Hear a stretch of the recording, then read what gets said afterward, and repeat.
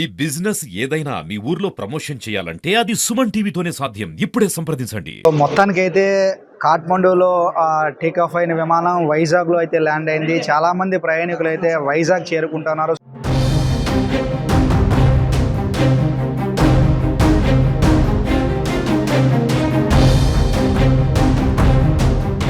సుమారు 144 మంది వరకు కూడా వైజాగ్ అందరూ కూడా ప్రయాణికులు వచ్చారు. ఇక్కడ కొద్ది మంది తిరుపతి ప్రయాణికులు ఉన్నారు. వారిలో 44 మంది ఇక్కడి నుంచి తిరుపతి మళ్ళీ ఇక్కడ నుంచి వేరే ఫ్లైట్ వెళ్ళి తిరుపతి చేరుకుంటారు. సో ఇక్కడ కొంతమంది ప్యాసింజర్లు ఉన్నారు.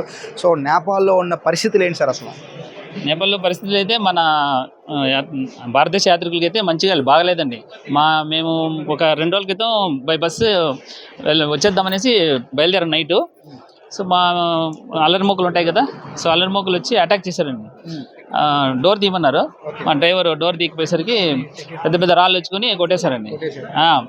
బస్ తిప్పుతుంటేనే లెఫ్ట్ సైడ్ మొత్తం ప్రతి ఒక్క డోరు అద్దం పగిలిపోయింది. మా అదృష్టం కొద్దీ వాళ్ళ చేతులు ఇంకో రాయి లేదు. ఒక్కొక్కటి దగ్గర ఒక రాయి ఉండింది. సో ఒక్కొక్క రాయి వేశారు, ఒక్కొక్క అద్దం మొత్తం పగిలిపోయింది. ఇంకొక రాయి ఉంటే మా మీద పడేది లోనికి. సో వెంటనే మళ్ళీ తిప్పుకొని మళ్ళీ వెనక్కి హోటల్కి వచ్చేసాం. 1 కిలోమీటర్ దూరం వెళ్ళండి హోటల్. సో మళ్ళీ హోటల్లో స్టే చేసాం 2 రోజులు. నిన్నంతా ప్రయత్నం చేసి మన కుటుంబ ప్రభుత్వం ద్వారా ఇలా. సో నిజంగా అక్కడ పరిస్థితులు చూసిన తర్వాత మనం రాగలం అని మీరు అనుకున్నారా సార్? రాగలము అంటే దైవకార్యం మీద వెళ్ళే కదా మన దైవచ్చ. సో రాగలము అనుకున్నాం కానీ కాకపోతే ఇంత తొందరగా ఇలా వస్తామని అయితే అనుకోలేదు మేము. గవర్నమెంట్ అంటే కూటమి ప్రభుత్వం ఎయిర్పోర్ట్లు ఏ విధంగా ఉన్నాయి? బ్రహ్మాండంగా. కుటుంబ ప్రభుత్వం నిన్న మధ్యాహ్నం మొదలెట్టామండి ప్రాసెస్. వాళ్ళకి ఇన్ఫర్మేషన్ ఇవ్వడం కానీ అలా చేయడం కానీ. సో ఇవాళ సాయంత్రం కల్లా ఇక్కడికి వచ్చేసాం. సో ఖచ్చితంగా కుటుంబ ప్రభుత్వానికి ధన్యవాదాలు తెలియజేసుకుంటున్నాం మనస్ఫూర్తిగా అందరూ. మీ డెస్టినేషన్ అక్కడ ఇప్పుడు ఎక్కడికి వెళ్తున్నారు? మదనపల్లి అండి. మదనపల్లి. ఎంతమంది ఇప్పుడు వేరే ఫ్లైట్కి వెళ్తున్నారు? సుమారుగా 45 మంది వెళ్తున్నామండి. మిగిలిన వాళ్ళందరూ కడప తిరుపతి ఉన్నారు. సో మదనపల్లి ఉన్నారు. మేము తిరుపతి ఫ్లైట్కి ఇప్పుడు వెళ్తున్నాం. ప్లానింగ్గా చేయడం అనేది చాలా గొప్ప విషయము. మేము గవర్నమెంట్కి కానీ తెలుగుదేశం గవర్నమెంట్ చీఫ్ మినిస్టర్ గారికి కానీ చంద్రబాబు నాయుడు గారికి కానీ మన ఎడ్యుకేషన్ మినిస్టర్ లోకేష్ బాబుకు చాలా రుణపడి ఉంటాము. మంచి సర్వీస్ చేశారు. టైమ్లీ హెల్ప్ చాలా బాగా చేశారు. తర్వాత ముఖ్యంగా ఈ సచివాలయం వాళ్ళు కూడా 24 అవర్స్ మాతోటి టచ్లో ఉండటము, ఏమైనా ఇబ్బందులు ఉన్నాయా ఏంటి అని అడగటము, everything they have done will కంప్లీట్గా మెటిక్యులస్ ప్లానింగ్. అక్కడ ఉన్న పరిస్థితుల్లో ఎంత త్వరగా వస్తామని ఎక్స్పెక్ట్ చేశారు?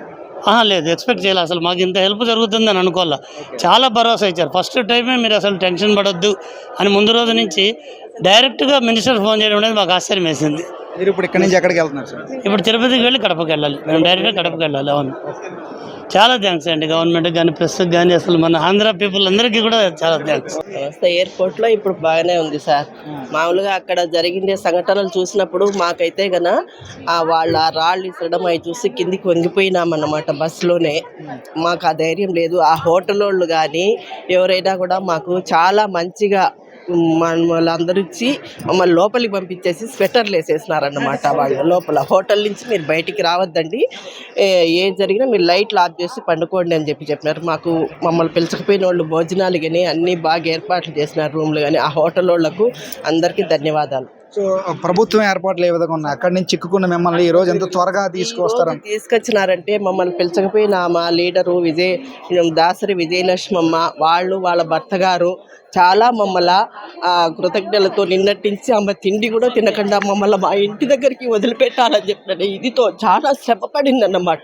శ్రమపడి ఆమె ఇదితో తిండి కూడా తినకుండా లోకేష్ సార్ గారికి చంద్రబాబు నాయుడు సార్కి మామూలుగా వీళ్ళు అందరూ ఉన్నారు కదా, వాళ్ళందరికీ చాలా ఇది చేసినారు సార్. మాకు అందరికీ లోకేష్ సార్ గారికి, అందరికీ చంద్రబాబు నాయుడు సార్కి, మోడీ గారికి ధన్యవాదాలు సార్. ఓకే, తెలియదు ఇప్పుడున్న పరిస్థితి చూస్తే నిజంగా అక్కడ నేపాల్లో పరిస్థితి చూస్తే మేము బతికి ఇక్కడికి వస్తామని అయితే మేము అనుకోలేదు. నిజంగా ఆ పెద్దావిడైతే కన్నీళ్ళు పెడుతుంది. నిజంగా అక్కడ పరిస్థితులు ఆ విధంగా కూటమి ప్రభుత్వం వచ్చిన తర్వాత ఇంత త్వరగా మమ్మల్ని మా స్వస్థలానికి తీసుకొచ్చి మా సేఫ్ హౌస్ ఏదైతే ఉందో మా ఇంటికి చేరవేస్తున్నారు.